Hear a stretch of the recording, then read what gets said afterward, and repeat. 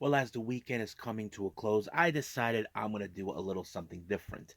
Now, the only thing new that we have so far on a Sunday, we have New Japan Pro Wrestling with the new beginning in Osaka. This one features, of course, the IWGP Heavyweight Tag Team titles defended. Members of the Bullet Club, Kenta and Chase Owen challenged for these belts against Hikulo and El Fantasmo God. But we also going to feature, of course, the last match in Osaka with Kaguchika Okada taking on Hiroshi Tanahashi. And then our main event is a steel cage match between the War of Bullet Club War Dogs and, of course, the United Empire. And this also will be the last match with Will Ospreay in it. But first things first, we're going to also review some much recent events. The first one is from MLW's SuperFight that took place back on February 3rd. This one featured many matches such as the MLW World title defended. Satoshi Kojima, who has been the first champion, finally gets his opportunity against Alex Kane. We do have, of course, the return of El Jefe, Cesar Duran, making his presence known, making Selena De La Renta very nervously, and much more. But we also going to review, of course, the recent tournament by JCW and GCW Jersey J Cup. As you know, Jordan Oliver made a very interesting stipulation.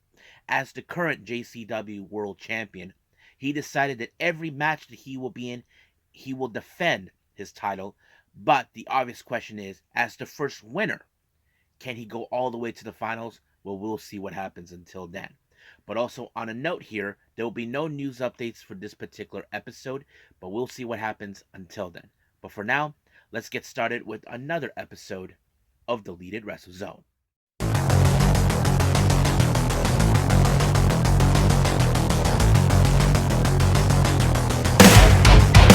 Are you ready? Get up, get up! Get up, get up! Get up, get up! Get up, get up! Get up, get up! Get up, get up!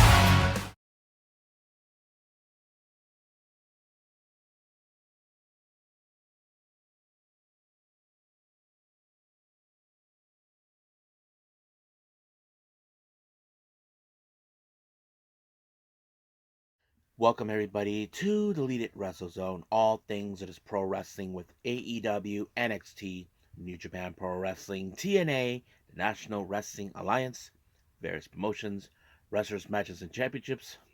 I am your host, Jay Rod here. So, oh, excuse me. If you are new to the channel, welcome. This is a channel where we do a lot of pro wrestling reviews with various promotions, not only here in the United States, but also in Japan, Mexico, Canada, Europe, the UK, anywhere in the world where pro wrestling is not as big, but it continues to grow. We also do discussion videos, talk about various topics such as the wrestlers themselves, the promotions, factions, storylines, whatever we want to talk about. We also do more news updates. If I'm unable to put it on this episode, I can put it on a separate video by itself. We also do real timing news updates and do Nagi Sayaka Watch and various other cool things on this channel as well. So if you like what you see, please subscribe to us. So click on that subscribe button. You'll be getting a lot of daily reviews and other cool features as well on this channel. But if you like this episode, please give us a like on the like button or a nice comment in the description down below. Now, let's begin with our very first review, and it's been a while since I did an MLW review, and this is from the recent show early this month, SuperFight 4. It's open. This took place recently in February 3rd. Now, I cannot recall where exact where exactly it took place, but let's begin with the matches.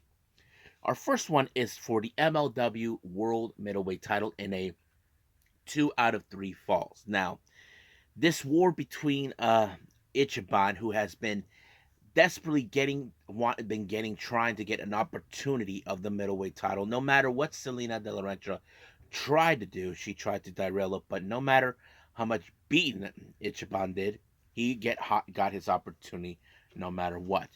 But of course, Rocky gets his own uh, ring announcer Jesus Rodriguez, or as you guys remember him, Rod- Ricardo Rodriguez, Alberto Del Rio's announcer. So that stood out. But however, the first fall goes to Rocky, but thanks to the assist of that sniveling little weasel, Jesus Rodriguez getting involved. But the second fall goes straight to Ichiban when he applied the Ichiban time, giving the match. However, the third fall, this is where it gets crucial, where you don't know who's going to walk out as the winner. But of course, there will be moments where Stelina De Laurenta may try to get involved, but maybe nothing in her favor would work. But Rocky Romero did pull off the third fall with the sunset drive on Ichiban to retain the belt. Now, however, as soon as she was leaving along with Rocky and Jesus, one of the henchmen showed up. Selena De Renta has been unhinged for quite some time because certain moves were made without her acknowledgement, and apparently she had that suspicious feeling on the person who controls the the Azteca henchman. But however, she completely attacked them, demanding to know who's been doing it. So she's losing her cool. But yes. Now, our next match, we had Davy Boy Smith Jr. taking on one called Manders. Now, as you know, Davy Boy Smith Jr. is a member of the World Titan Federation, a bunch of wrestlers that believe that sports entertainment is far more better than pro wrestlers themselves, and they want to change the landscape by obtaining every championship that there is. But of course, there was an interesting moment where Mr. St. Laurent, that little fat garbage, was trying to prove that Manders wrong that sports entertainment was ever. Not to mention the torturing that Davey Boy Smith applied with the crossface. He did not give up. He just passed out, but before that, he flipped MLS to show him that he's not surrendering to him. However, as soon as the match was over, when you thought Davey Boy Smith won, apparently this was not the kind of win that Davey Boy Smith wanted. He wanted him to tap out, but Manders is telling him, "Come on, throw me something else." So basically, he believes that wrestlers who are like that are not real wrestlers whatsoever. But he did not get what he wants. But we know he's targeting the second gear crew and their tag titles to obtain them and change the landscape forever. Now our next match we have Jacob Fatu versus, of course, Blue Justice Yuji Nagata. You probably would say this is a dream match. I would say it would be. I mean, Yuji Nagata, we know who he is, a former Triple Crown champion from New Japan, All Japan, and Noah. You probably would think this guy has done it all. Yes, but Fatu had an amazing moment facing off. I think this match was pretty amazing, but it was, of course, Jacob Fatu with the moonsault that picked up the win.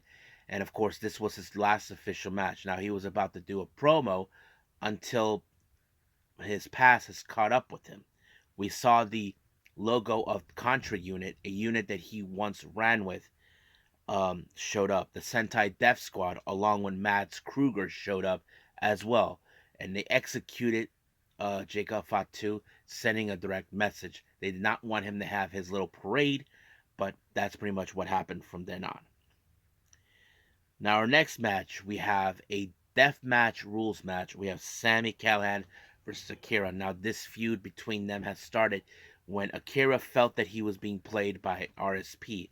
But however, we haven't seen Raven for quite some time, and then all of a sudden we saw Sammy made his way.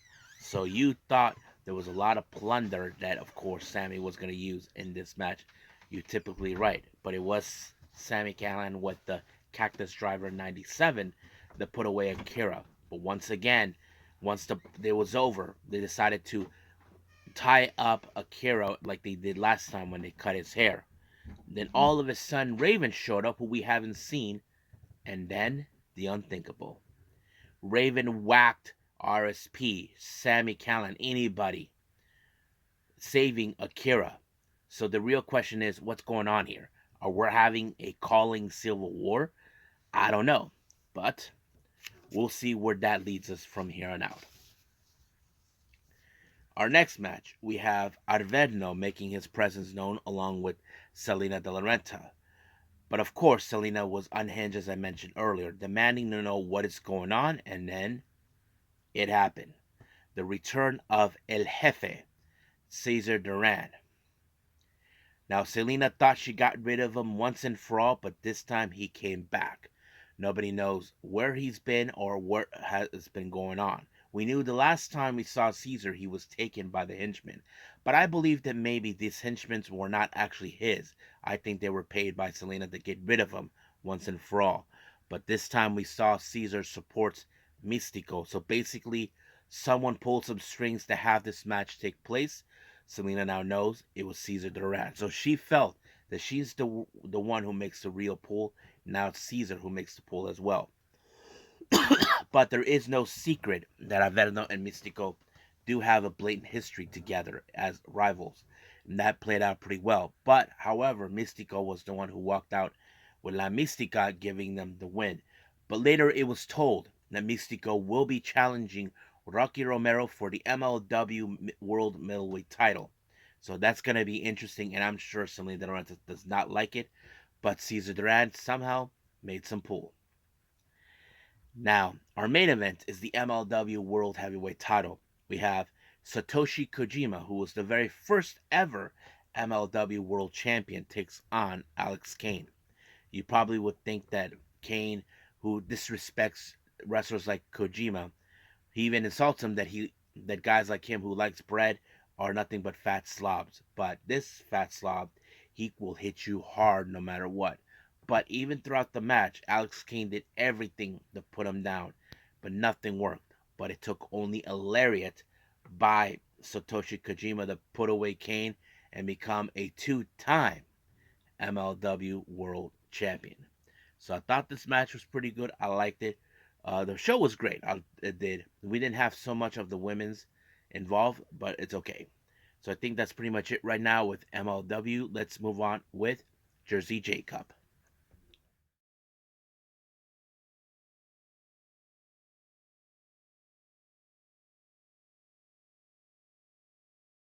Okay, our second annual Jersey J Cup. Now, if you guys aren't familiarized, this is a tournament that happened last year with 2 days. The winner became the first inaugural JCW Jersey J Cup champion, but at the same time became the first ever JCW World Champion, and that was Jordan Oliver. Now, Jordan Oliver has defended that belt proudly and faced against anybody who challenged him. He even defended the belt at GCW events. However, not only wrestlers who appeared at JCW, also from GCW will be participating. Now, we do have some interesting matches that took place. Certain matches did have, of course, the six-way scramble match in order to proceed next. But the wrinkle to this match, Jordan Oliver put his belt on the line for every match that he's in. And of course, if he loses, the person wins that belt, and hopefully, we'll see how that rolls up. But now let's go with the first day, which took place on February 9th. And we are beginning with the first round matches. So I think all of them are first round matches. Yes. And we do have a non title match involved in this one. Yes.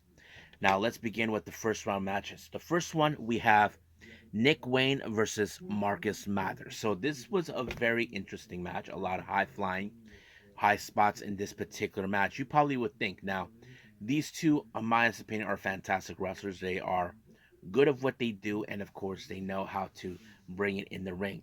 But towards the end, it was in fact Nick Wayne who picked up the win by applying Wayne's World, or should I say, a version of the of the Cloud Cutter to pick up the win. And that's exactly. So he advances into the quarterfinals.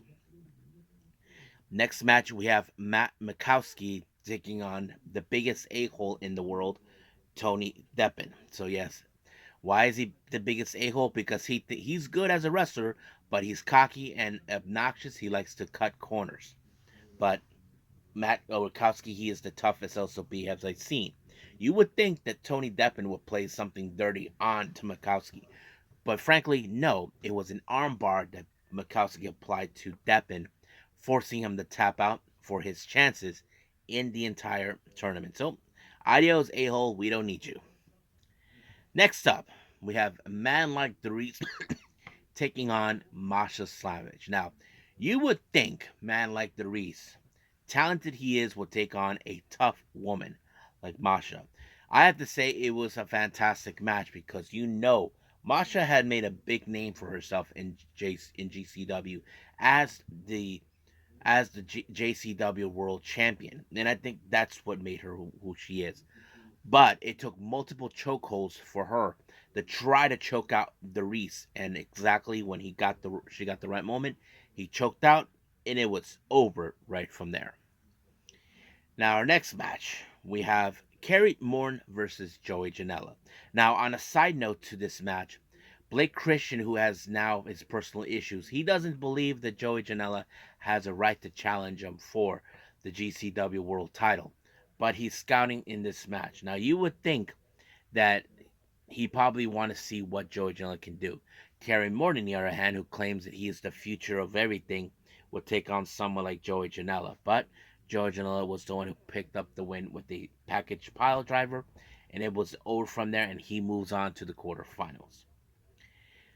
Now, our next match, we have Alec Price versus Jonathan Gresham. Now, these two are no strangers with each other. They have faced off before. However, the last time it was Gresham who got away with it. He cut a corner in this match. Now, you probably would think, will Alec Price learn his lesson for this match? Well, he kind of did because there was a moment it seemed like Gresham was about to pull an illegal move, but it was Alec Price with his smart thinking that applied a inside cradle to pick up the win, and it allowed him to advance into the quarterfinals. Now our next match is a part of the first round match. We do have a six-way scramble match. Now whoever wins goes to the quarterfinals of the tournament.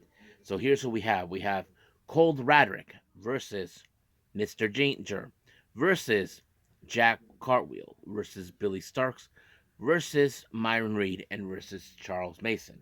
Now, however, that despicable piece of garbage, Charles Mason, has Pero in turn told. But however, thanks to the referee Scarlett, she made the official announcement that, of course, Pero is in fact out of ringside, so he was banned. But if he decides to return to the ring, then Charles Mason will be disqualified. So you would think that, of course, this is not what Mason wants because he always relies on Pero to ensure he gets his wins. But you probably would guess that this is a 5-on-1 because everybody hates Charles Mason because he's a despicable piece of trash who thinks that he is politically correct. He thinks that money solves everything. But he has faced many wrestlers who he will not deal with. But the obvious question is, who's going to walk out? Well, there was a lot of matches. But of course, this match went into a pinfall thanks to Myron Reed to Mr. Danger. And of course, Charles Mason was not happy because things did not go his way thanks to referee Scarlett. So basically, that's how it rolls. Now, our next match. Now, we jump out of the non title tournament. This is the GCW World Tag Team titles. Violence Forever taking on Japanese wrestlers, the Astronauts, consistent of uh, Takuya Nomura and Fuminori Abe. I thought this match was unbelievably great because these guys hit hard as hell. I mean, people are saying these two teams are similar from each other because they're not too long ago the Astronauts had their self-produced show in the main event. They were the ones that beat the crap out of each other, so they compared it. That's Violence Forever did the same thing, which is no secret, and I think that sets out everything well because they're almost similar. But unfortunately, it was a headbutt by Guarini to Fuminori Abe, but it was Kevin Koo who picked up the win and had the match in their favor to retain the titles. Now, our next match, this is one of the matches involved Jordan Oliver defending his JCW title in the Jersey J Cup. He faces against Griffin McCoy, a guy he is no stranger with and who he considered his brother at arms, Griffin McCoy. Now, as you all know, for months, Griffin McCoy felt left out, feeling jealous and envious over the success of Jordan Oliver. So he was determined to try to take that belt away, and now he gets an opportunity to do so. So you would think that he would try to sneaky ways to ensure the wins. But however, it was Jordan Oliver who turned the tide when he applied a low blow on McCoy, and then of course inside package, it was over right from there. So McCoy's chances to win this title has come to slim. So Jordan Oliver advances into the quarterfinals. But now let's go to the main event. In the first round, we have Speedball Mike Bailey taking on the first ever the Super J Cup winner, um, the great Sasuke. That's right. Sasuke is no strangers in these type of matches. You thought this match was gonna be awesome. I thought it so too. I mean, I would have assumed Mike Bailey would have picked up in a fantastic win, but no. Sasuke was the one who picked up the win with Sasuke put up a pretty impressive win, but he applied a small package to pick up the win. I thought not bad. So he advances to the quarterfinals, and I don't remember who he faces, but we will get to that. So right now we are done with day one of the Jersey J Cup. So let's move on with day two of the Jersey J Cup.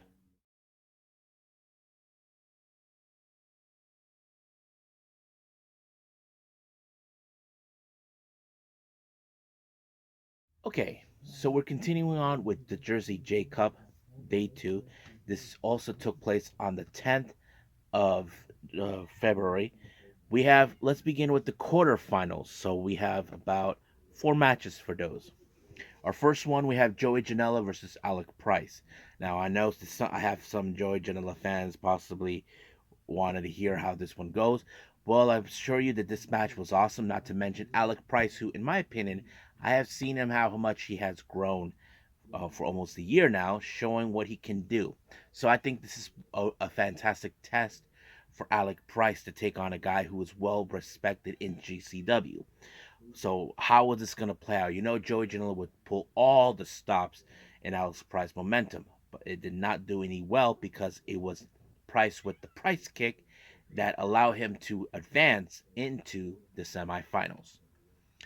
Our next match, we have Matt Makowski taking on the Russian Dynamite, or was Masha Slamovich. Now, another example of these type of matches. Now, Masha has always been one of those women's wrestlers that we watch who's not afraid to take on the men. But when you look at Matt Makowski, he will not hold back no matter what, even if she is a woman. But you know for a fact that Masha is driven to reach to the top. That's always been her drive from what I have seen over time. But it took only multiple times for her to put a chokehold onto Matt Wachowski to pick up the win and move on to, of course, the semifinals.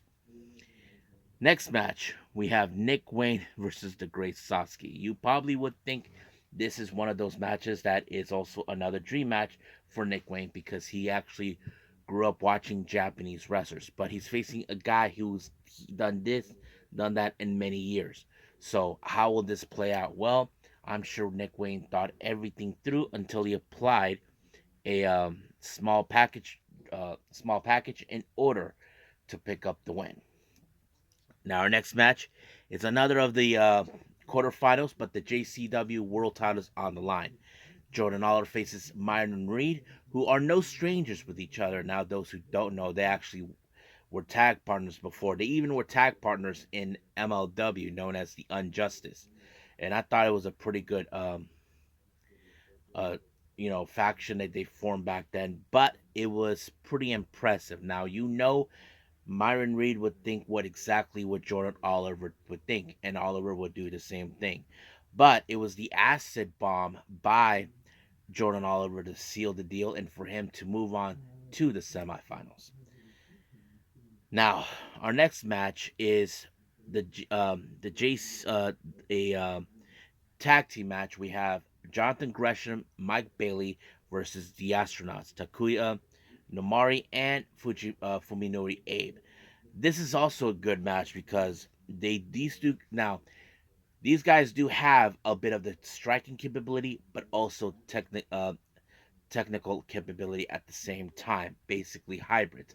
But the only difference between them, which I failed to mention, Fuminori Abe is a junior heavyweight competitor, while Takuya Nomori, he's actually a heavyweight competitor.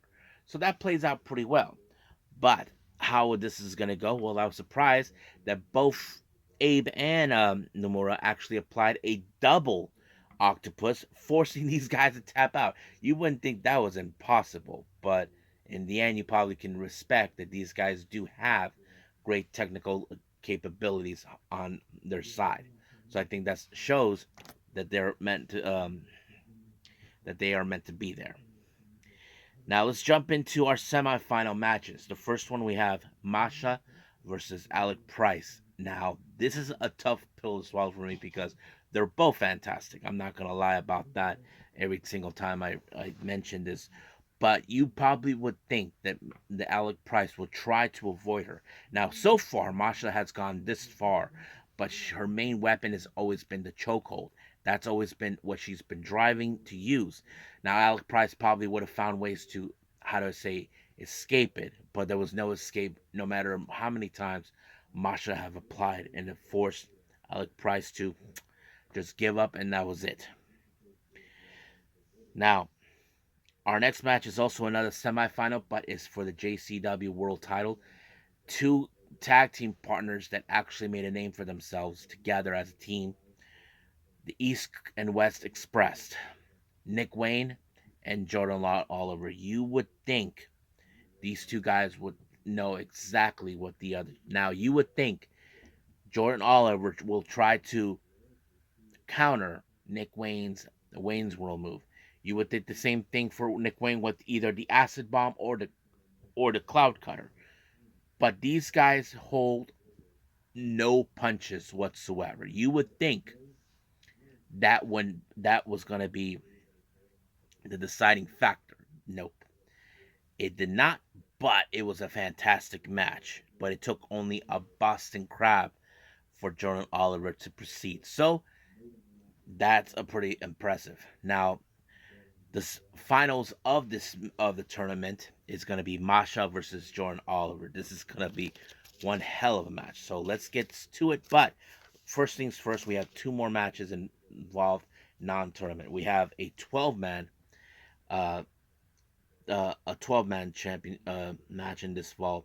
We do have Charles Mason, Tony Deppen, Kerry Morton, Griffin McCoy. I don't know why Jack Cartwheel was in it, and of course Broski, Jimmy Lloyd taking on Mr. Danger, Cole Radrick, Man Like the Reese, Los Macizos, Licople, and Medio Extremo, and of course Ali Catch. So this match, you know, this is gonna be chaotic. Scarlett the ref will have her hands full, but of course, Charles Mason has a bit of a beef with the ref because he felt that it was her fault for kicking out Pero. Even Pero himself got himself involved in this, but in doing it well. But later on, we did see, of course, Scarlett the ref had enough of Mason. She kicked him in the balls and then flipped him off, and dun dun dun dun dun dun dun. Dun. That's always. I always seen refs. They always do in the independents. They flip off the guy, then they do a stunner. And one particular ref that I remember here in San Diego did something similar. He got punched in the nuts by two referees because they were mad for costing them a match. And then, of course, there was like a bit of a, how do I say, not a scramble, but more like, you know, wrestlers coming left and right. And he actually stunned both these guys after they flipped them off. And I said this to people: someone should have played him the Stone Cold theme. That would have been fun, but no. But of course, the this match ended with Radrick doing the backslide onto Charles Mason. Mason's like, cannot believe this is happening, so he completely lost twice in a row. But he decided to take his frustrations out on Cold Radrick, so he sent his little pit bull Peril to get him, and then of course Mason was about to choke him to death until his teammates showed up for the helping hand. Now, sooner or later, Mason's gonna get his due until someone leaves him for dead. Now, our next match, we have the JCW World Title again defended. This time, Blake Christian defends it against the man, the myth, the legend, Homicide.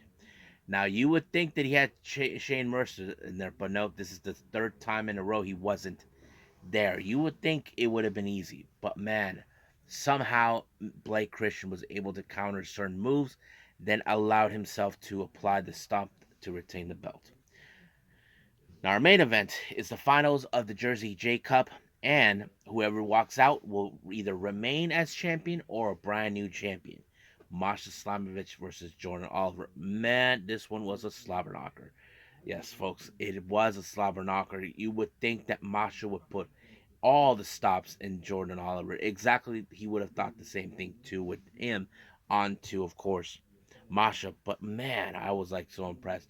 But again, I keep mentioning it. Masha Slamovich applied has so far got to this far by applying the chokeholds in order to pick up the win, and that's exactly what happened.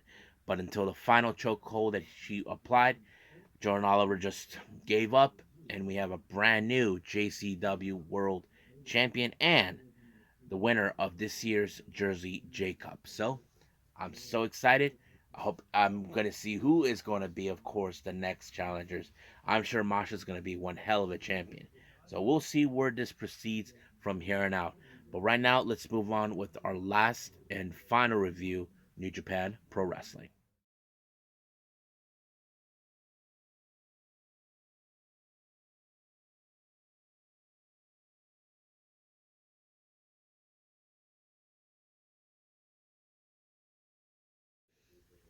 New Japan Pro Wrestling with the new beginning in Osaka.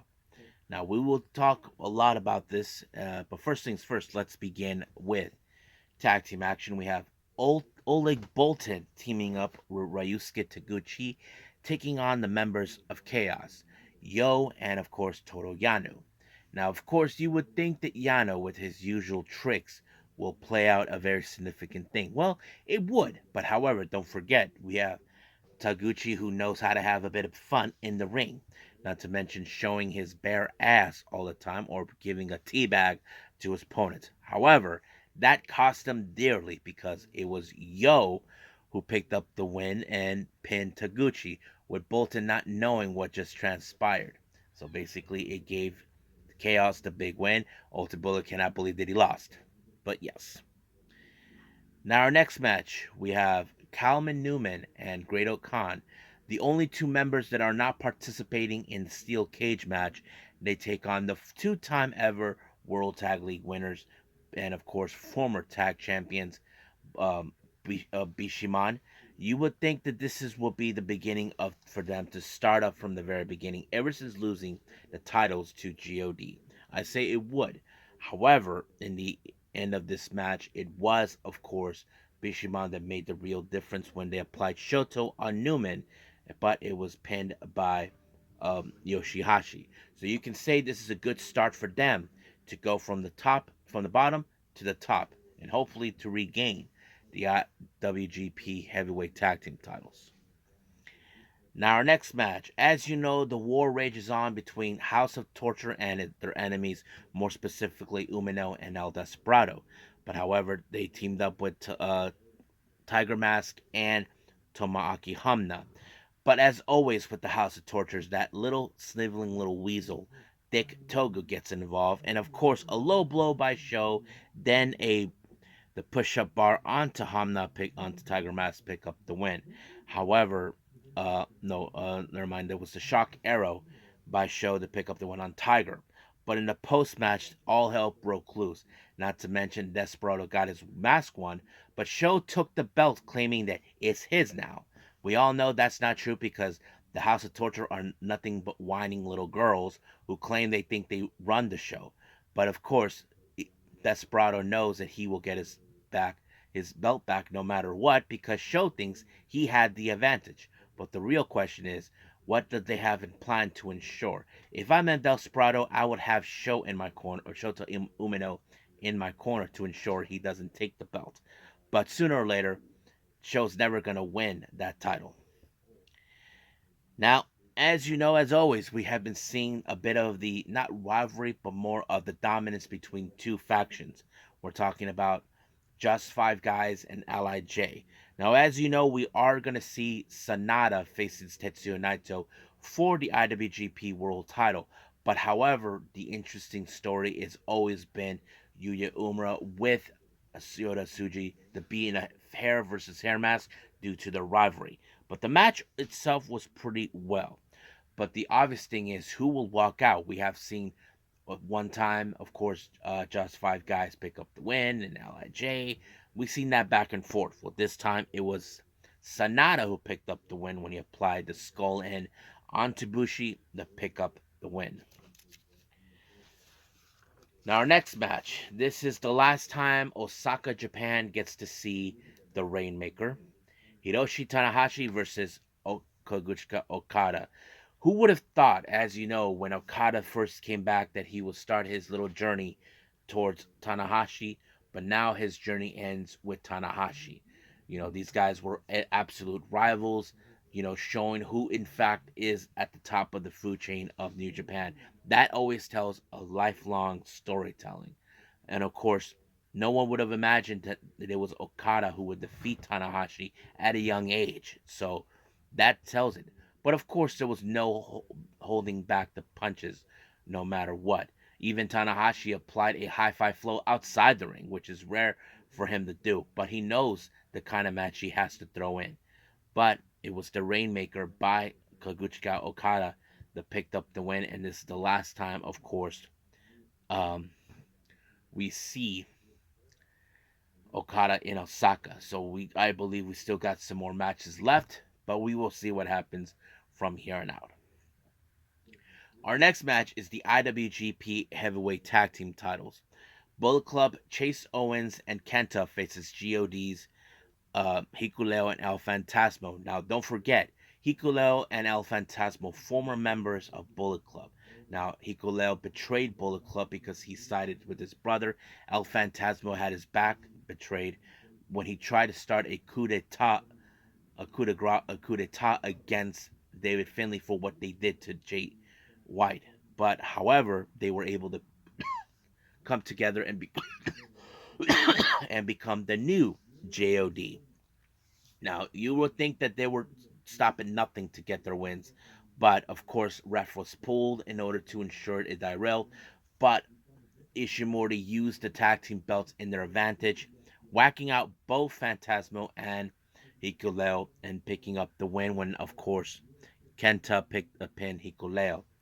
So basically, they stole the belts, not winning them. But sooner or later, I know that GOD will get those belts back. But during a post match comments, both Kenta, Chase Owens, and Ishimori thought of an idea. Since you all know that the never openweight six-man tag team titles are vacant, they felt that they should proceed it. But sooner or later, those IWGP titles will be defended at some point. Now, this is a bit of a rematch from what happened at I'm going to say either late last year. As you know, Zack Sabre Jr. has always said that he is the best technical wrestler.